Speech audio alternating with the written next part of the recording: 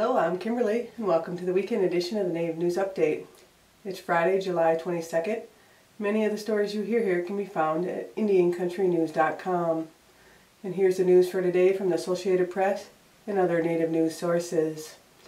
More storms hit the already ravaged Bad River Reservation in northern Wisconsin July 21st, causing more power outages. It has been reported that they may not have power for up to 4 or 5 days in some areas.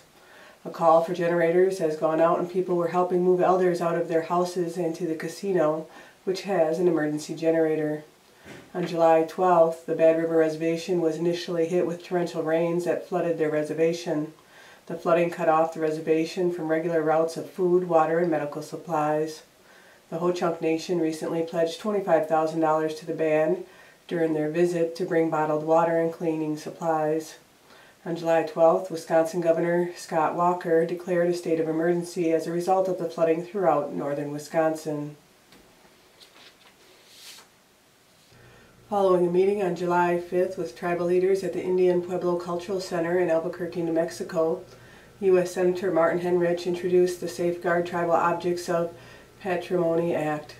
This follows on the heels of an emergency meeting held at the Smithsonian in Washington, D.C. last May, when a Paris auction house hosted a sale of Native American artifacts. As a result of the meeting, Heinrich was involved with helping to get an Okoma shield pulled from the auction.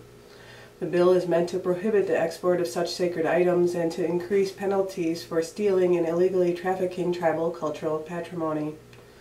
The act would create a barrier against the export of any object obtained in violation of the Native American Graves Protection and Repatriation Act, the Archaeological Resources Protection Act, or the Antiquities Act. The reason why we're introducing the STOP Act today is to say we need the right tools to make sure that this doesn't happen in the first place. One of the fundamental things that we learned by engaging the State Department in the case of the Yakima Shield was that the French authorities, who are the equivalent of our U.S. State Department, said you don't have a prohibition in your law against the export of these items. So how can we engage our auction houses to say that this is that you need to return these when you don't even have a law in the books that says they can't leave the country in the first place? We fixed that in the STOP Act. We increase the penalties to make sure that NAGPRA is on the same playing field. The Native American Graves Protection Act is at a 10-year penalty, so that the penalties under NAGPRA, the Archaeological Resources Protection Act, and the Antiquities Act all stack up against other penalties in U.S. law. And what that does is it means that prosecutors will start using these tools to go after people who perpetrate these crimes. And I think it's really important that they are prosecuted under these specific acts: NAGPRA, the Archaeological Resources Protection Act, and the Antiquities Act. But we also give a 2-year amnesty period, 2 years in which people can return items that are centrally important to tribal cultures back to their rightful owners without having any prosecution hanging over their head. We want to put an end to this, and we want to move forward in a way that really recognizes how important these items are to their individual cultures, and we want to envision a future where stories like this just don't happen.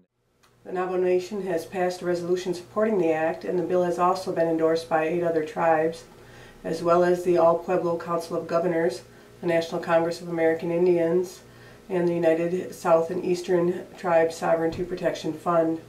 For more information on the act, you can check out heinrich.senate.gov. The Harvard Project on American Indian Economic Development has named the Wisconsin Native American Drug and Gang Initiative Task Force a finalist for the 2016 Honor Nations Award. The task force, created in 2007, is an organization that brings together tribal law enforcement agencies with Wisconsin's DOJ's Division of Criminal Investigation to fight illegal drug and gang activities on reservations. Coordination between the agencies and the support from tribal governments and the community groups resulted in halting further development of addiction and violence.